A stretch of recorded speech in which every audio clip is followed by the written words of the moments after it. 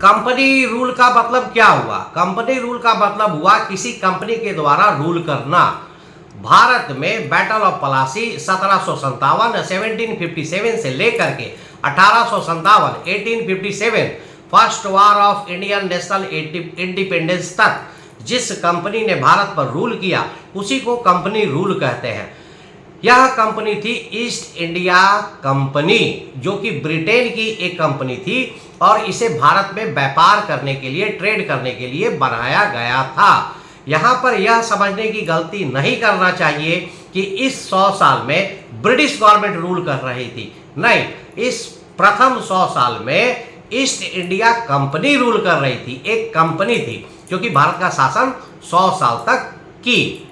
जैसे आज के संदर्भ में अगर हम भारत से समझते हैं तो अडानी की एक कंपनी है, अंबानी की एक कंपनी है, टाटा की एक कंपनी है, बिड़ला की एक कंपनी है। यह भारत सरकार नहीं है।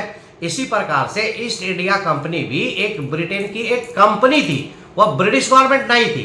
तो यह जो 1757 से लेकर के 1857 तक बैटल ऑफ प्लासी से लेकर के first war of Indian independence तक जिस कंपनी ने शासन किया उसका नाम था ईस्ट इंडिया कंपनी।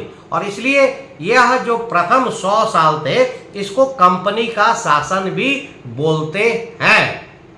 यह ईस्ट इंडिया कंपनी ब्रिटेन के स्टॉक एक्सचेंज में लिस्टेड थी, जिसे कि कुछ व्यापारियों ने, कुछ ट्रेडर्स ने मिल करके बनाया था और इसकी स्थापना 1600 ईस्वी में हुई थी, 1600 AD।